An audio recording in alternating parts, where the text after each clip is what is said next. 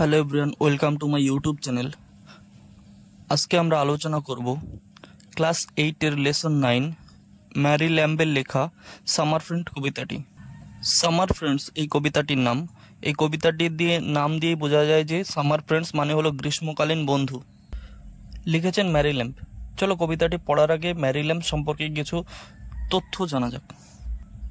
Mary Ann Lamb 1764-1847 was a famous English poet and writer. Mary Ann Lamb ছিলেন একজন সুপরিচিত ইংরেজ কবি ও লেখিকা। She is best known for today for her collaboration with her brother Charles Lamb on the collection Tales from Shakespeare. তার ভাই বিখ্যাত প্রবন্ধকার Charles ল্যাম্বের সঙ্গে যৌথ উদ্যোগে তিনি টেলস ফ্রম শেক্সপিয়ার নামে সংকলন গ্রন্থ প্রকাশ করেছিলেন এবং এই পুস্তকটির কারণে আজও তিনি স্মরণীয় হয়ে আছেন। She and her brother presided over a literary circle in London that include poets like Wordsworth and Coleridge. তিনি ও তার ভাই একত্রে একটি সাহিত্যচক্র চালাতেন যার সঙ্গে ওয়ার্ডসওয়ার্থ ও কোলরিজের মতো কবিরা যুক্ত ছিলেন। আমার এই চ্যানেলে আজকে যারা প্রথম এসছো তারা চ্যানেলটি সাবস্ক্রাইব করবে এবং যারা আগে থেকে সাবস্ক্রাইব করেছো তাদের সকলকে thank you. Let's read. The swallow is a summer bird. Swallow হলো একটি গ্রীষ্মকালের পাখি। হি ইন আওয়ার চিমনিস, এখানে দেখো চিমনি লেখা আছে, চিমনিস। চিমনি কথার অর্থ হলো ধূম্রনালী। চিমনিটা এইরকম দেখেন, অর্থাৎ যেটা দিয়ে ধোঁয়া উপরে উঠে যায়। যেহেতু এখানে কবি হলেন ইংল্যান্ডের, আর ইংল্যান্ড হলো শীতপ্রধান দেশ, আর সেখানে প্রত্যেক ঘরে ঘরে ফায়ার প্লেস থাকে যেখানে কি করা হয়, আগুন জ্বালানো হয়। আর সেই আগুনের ধোঁয়া কোথা দিয়ে উঠে যায়, চিমনি দিয়ে উপর।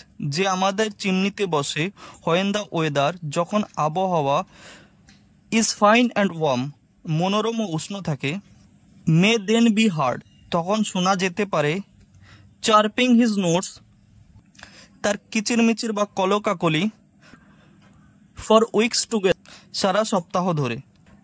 কাম there but one cold wintry day, কিন্তু যখন শীতের শীতল দিন আসবে, অ্যাওয়ে উইল ফ্লাই, উড়ে কোথায় চলে যাবে, আওয়ার গেস্ট দ্য সোয়ালো, আমাদের সোয়ালো অতিথি, অ্যান্ড মাচ লাইক হিম, অনেকটা ঠিক তারই মতো, উই ফাইন্ড দ্য ওয়ে, আমরা পথ খুঁজে পাই, which many a gay young friends will follow, সেই পথ অনুসরণ করে অনেক তরুণ সুখের সাথী। কবি এখানে দেখো, কবি গ্রীষ্মের পাখি সোয়ালোকে মানব জাতির সুসময়ের বন্ধু হিসেবে কল্পনা করেছেন। সে আমাদের চিমনিগুলোতে আশ্রয় নেয় আর ডাকাডাকি করে যখন আবহাওয়া থাকে চমৎকার আর উষ্ণ। কিন্তু শীত আসে যেই, বা শীত যখনই আসে, সে একজন নির্লিপ্ত অতিথির মতো কোনো উষ্ণ জায়গায় উড়ে যায় আরামের সন্ধানে। তারপর দেখো, in dreary days of snow and frost, যখন বরফ ও তুষারপাতের দিনগুলো রুক্ষ ও বিষণ্ণ হয়, closer to man will cling the sparrow, চড়াই পাখি মানুষের নিকটবর্তী সঙ্গী হয়ে থাকবে। ওল্ড ফ্রেন্ড, পুরনো বন্ধুরা, altho in life we are crossed, বিচ্ছিন্ন হয়ে গেলেও দেয়ার হার্ট, তাদের হৃদয়, to us will never narrow, কখনোই আমাদের প্রতি সংকীর্ণ হবে না।